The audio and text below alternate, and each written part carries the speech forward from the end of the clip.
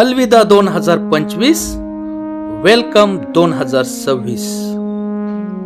2025 हे फक्त वर्ष नव्हते, आईसारखा जिव्हाळा लावणारे होते, जखमेवर फुंकर घालणारे पण वेदना झाकू न देणारे होते.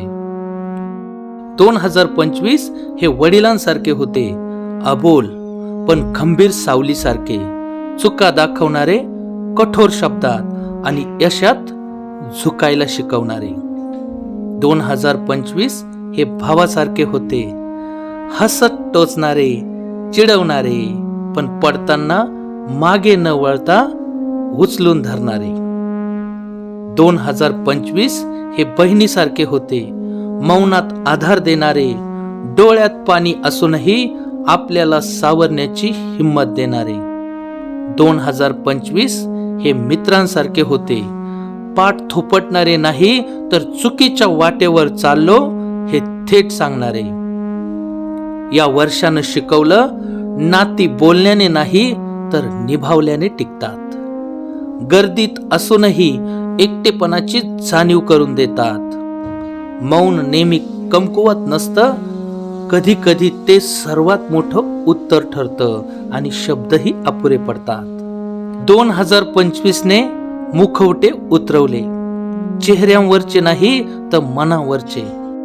काही आपले दूर गेले आणि काही परके अपेक्षेपेक्षा जवळ आले. या वर्षाने वेळेची घाई कमी केली आणि विचारांची खोली वाढवली. सगळं मिळवणं शक्य नाही आणि सगळं गमावणं हाही पराभव नाही. वेळ वाईट नसते, ती फक्त आरसा असते, माणसांची खरी ओळख दाखवणारा. म्हणून 2025 संपताना एवढंच लक्षात घ्या, जे गेलं त्याला दोष देऊ नका आणि जे राहिले त्यांनाही गृहीत धरू नका. आणि पुढचं वर्ष बदलण्याआधी स्वतःला थोडं प्रामाणिकपणे आरशात पाहायला शिका, कारण वर्ष फक्त जात नाही तर काही वर्ष आपल्याला माणूस म्हणून घडवून जातात. 2025 संपलं म्हणून सुटलो असं समजू नका. काही वर्ष तारीख बदलूनही मनातच उरतात.